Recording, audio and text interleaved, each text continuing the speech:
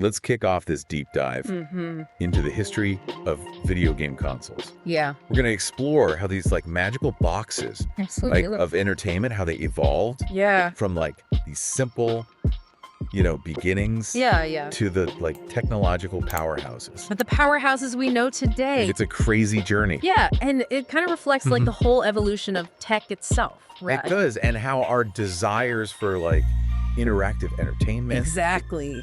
have changed so much. I'm excited to dig in, uncover some of those like hidden gems of info. Yeah, those little nuggets, those aha. Moments. That make you see gaming history in a whole new light. You ready? Oh, absolutely. To dive in.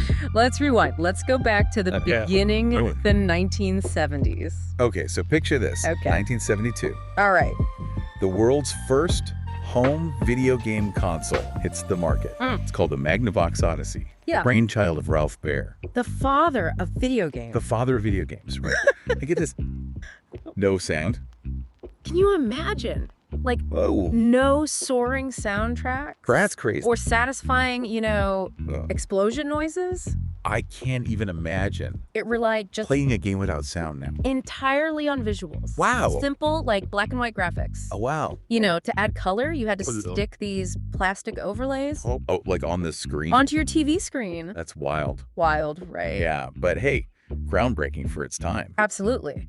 The Odyssey, though, Yeah. introduced this really key concept of game cartridges. Okay. A format that would become like the industry standard for years to come. So it really like set the stage. It paved the way for what we know as console gaming today. So after the Odyssey kind of showed us what was possible, things started to pick up speed. They did. Atari came onto the scene Okay. with their Home Pong console in 1975, bringing that arcade experience Right into the living room. right into living rooms. Right.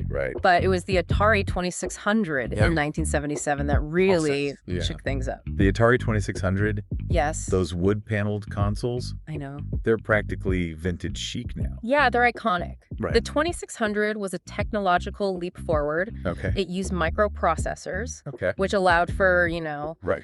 more complex games, richer graphics, gameplay. Okay. Think about like Pac-Man, Yeah. Space Invaders. Right. Those games wouldn't have been possible without the processing power of the 2600. And we can't forget the joystick.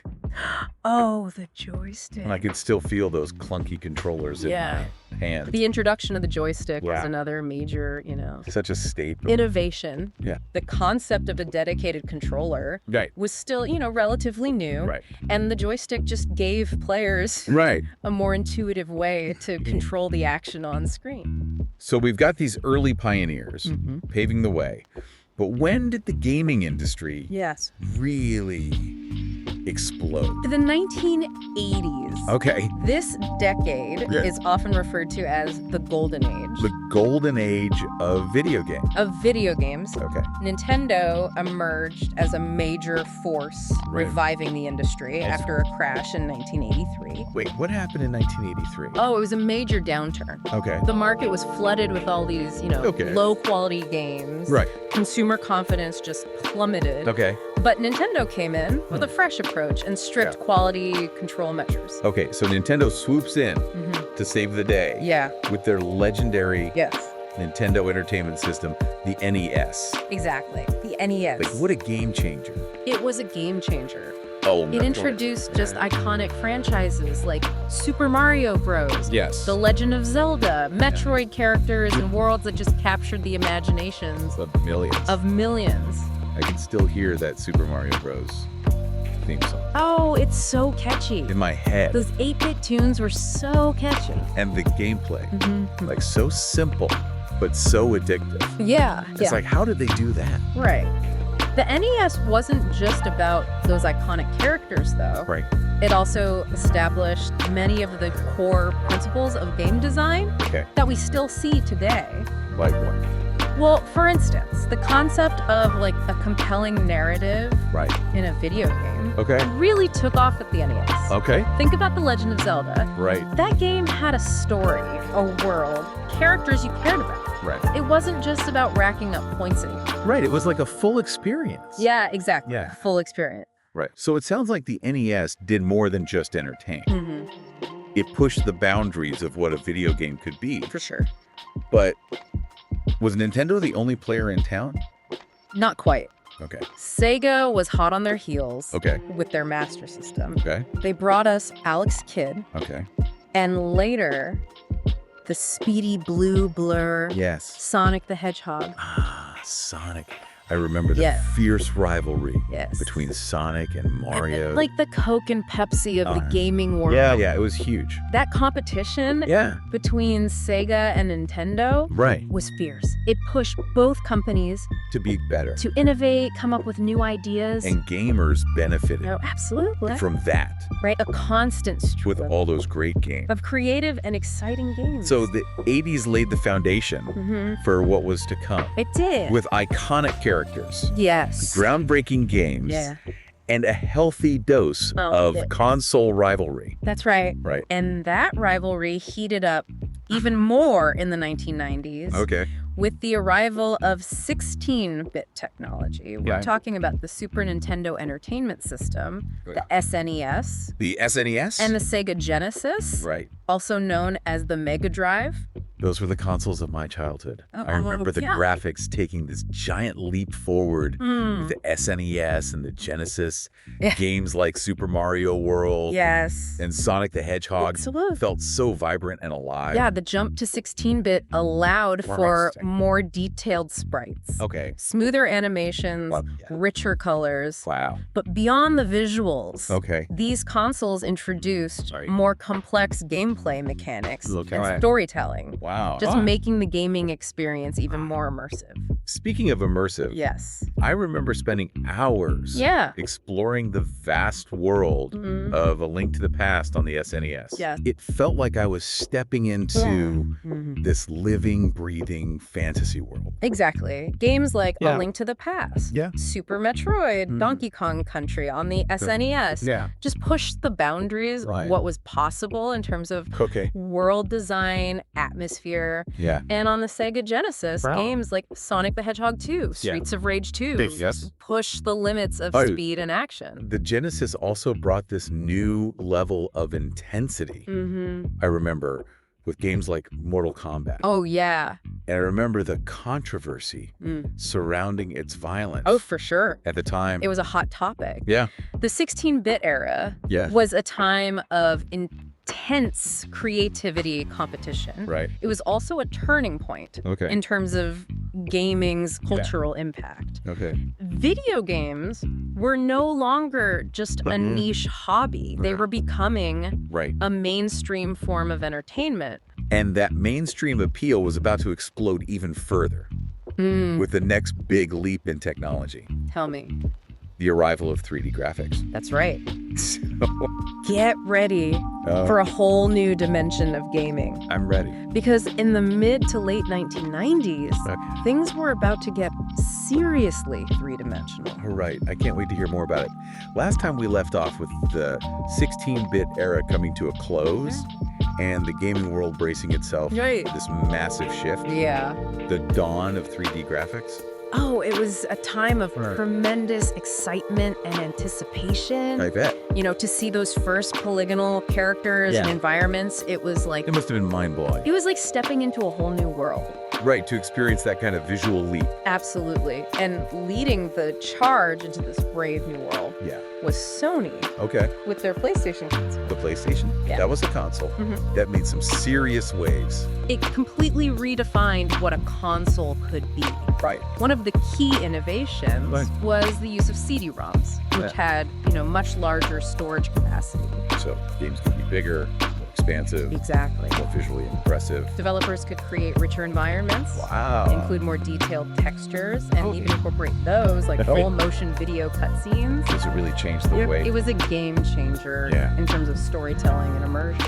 And the games themselves were. Oh, yeah. Final Fantasy VII. Metal Gear Solid, Resident Evil. Resident Evil. These were titles that became cultural phenomena. The PlayStation also attracted a more mature audience with games that explored darker themes, complex narratives. So it was a sign that gaming was growing up. It was becoming a more diverse, absolutely sophisticated form of entertainment. But Nintendo wasn't about to let Sony run away with the 3D crown. Not a chance. Right. In 1996, Nintendo released their own 3D powerhouse. The Nintendo 64. The N64. Yes. That console had some of the most iconic games of all time. Some of the best. Super Mario 64. Ocarina of Time. Ocarina of Time. GoldenEye 007. GoldenEye. Just so you know. Those were titles that pushed the boundaries of 3D gameplay and world design. The N64 introduced the analog stick. Oh, the analog stick. Which gave players much finer control over their characters' movements. It was a revelation. It was. For 3D platformers and action games. Absolutely. Allowed for much more fluid, precise gameplay. Yes, more fluid and precise gameplay. I remember those epic battles in GoldenEye, trying to master the analog stick. Oh, yeah. For those perfect headshots. Yeah. It was a whole new level. For sure. Of control and immersion. And games like Super Mario 64, The Legend of Zelda, Ocarina of Time showcased the N64's ability to create vast, immersive 3D worlds that felt truly alive. And they still hold up today. They do. It sounds like the late 90s were a wild time. They were a wild time. For gaming, with Sony and Nintendo going head-to-head. Yeah, head-to-head. With their 3D consoles. It was a period of intense innovation. Right. And, you know, it really laid the groundwork for the modern gaming landscape that we see today. So where do we go from here? Well, as we entered the new millennium, the stage was set for a new generation of consoles, even more powerful, capable than their predecessors. And this brings us to the PlayStation 2. Yes. A console that dominated. It dominated the gaming world for years. The PS2, released in 2000, became the best-selling console of all time. Of all time. Over 155 million. Wow, 155 million. Units sold worldwide. That's staggering. It was a cultural phenomenon. Right. Part of its success was due to its DVD playback capabilities. Which made it an all-in-one entertainment system. So it wasn't just a gaming console. It was. It was a multimedia hub. Exactly. Right. And the games themselves were a huge draw. Yeah. We saw the rise of iconic franchises like Grand Theft Auto, with titles like San Andreas, pushing the boundaries of open-world gameplay and storytelling. I remember spending hours me too. Exploring those sprawling cities and countryside. Yeah, just getting lost. In San Andreas. Getting lost in its world and character. In its world. Yeah. Characters. The PS2 also saw the evolution. It did. Of established franchises like Metal Gear Solid, Final Fantasy. Yeah, which continued to push the boundaries of cinematic storytelling, graphical fidelity. It sounds like the PS2 had it all. It kind of did. Power, versatility, and a library of incredible games. But what about the competition? Right, what about the competition? Well, while the PS2 was enjoying its reign, a new challenger entered the arena. Microsoft with their first foray into the console market. All right. The Xbox. The Xbox. I remember that launch. It was a big deal for Microsoft. It was. To jump into the gaming world. They came in with a bold strategy. Focusing on online gaming. Powerful hardware. And this is where Xbox Live comes in. This is it. Right. Xbox Live revolutionized the way we play games online. It really did. It was a pioneering online gaming service. Right. Allowed players to connect, compete with each other across the globe. Right, yeah. I remember those late night Halo sessions with friends. Battling it out online. It was a whole new way to experience multiplayer gaming. It was. Xbox Live set the standard for online console gaming. It really did. Paving the way for the connected gaming experiences. That we enjoy today. So we've got Sony dominating with the PS2. Microsoft shaking things up with Xbox Live. Yeah. Where does Nintendo fit into all this? Well, Nintendo, as always, took a different path. They weren't focused on raw power. Online features. Instead, they focused on innovation. Accessibility. With the release of the Wii in 2006. The Wii. The console that got everyone moving. I know, right? With its motion controls. Those motion sensing controllers? Yes. The Wiimotes. Yeah. Allowed players to interact with games. In a whole new way. In a completely new way. Right. I remember those family gatherings where everyone from grandparents to grandkids were swinging their arms around. It was such a fun social experience. Playing Wii Sports. Yeah. It really was. And social experience. Yeah. The Wii broadened the appeal of gaming, reaching a much wider audience than ever before. Yeah. It proved that innovation doesn't always have to be about graphical power or complex features. It was about creating fun, engaging experiences. Exactly. Yeah, that anyone could enjoy. And while the Wii was making gaming more accessible, the PS3 and Xbox 360 were pushing the boundaries of graphical fidelity and online capabilities. Right. The PS3 introduced Blu-ray discs, bringing high-definition gaming to the forefront. Right. And the Xbox 360 continued to refine Xbox Live, making it an even more integral part of the console's identity. And these consoles also saw the rise of indie game development. Yeah, smaller studios able to reach wider audiences through online distribution platforms. So it was a time of both technological advancement and creative expansion in the gaming world. It was. And as technology continued to march forward, a new generation of consoles was on the horizon. In 2013, Sony released the PlayStation 4. Microsoft launched the Xbox One. The PS4 and Xbox One? Yeah.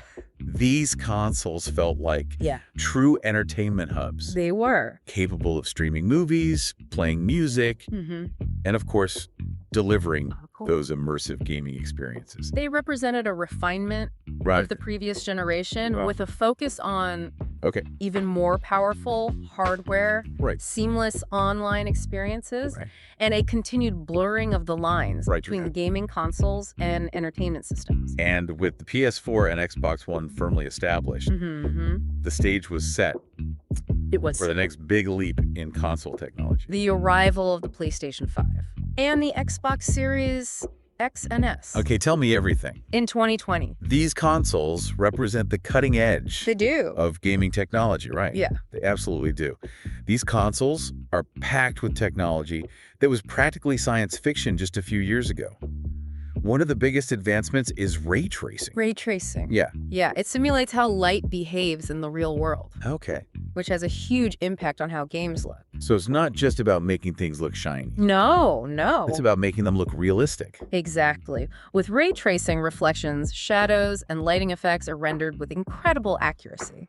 Making games feel much more immersive. It sounds like we're getting closer and closer to those photorealistic graphics we always dreamed of. Yeah. But what about loading times? I remember spending what felt like hours staring at loading screens on older consoles. Well, say goodbye to those long waits. The PS5 and Xbox Series X and S feature super fast SSDs, which basically eliminate loading screens as we knew them. So I can jump into a game.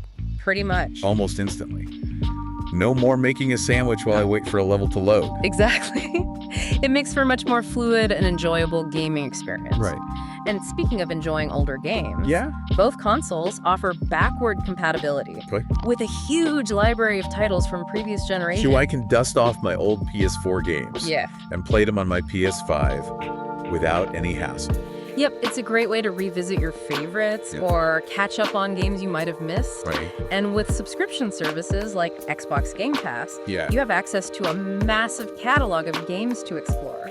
It's amazing to think about how far console gaming has come. I know, right? From those simple beginnings to these powerful machines capable of creating such realistic and immersive experiences. It's been an incredible journey. It really has. And it's a testament to the creativity and passion of game developers and the ever-growing community of gamers worldwide. Looking back at this evolution, it makes you wonder what the future holds for console gaming. What do you think is the next big leap? That's the exciting part. It's hard to predict.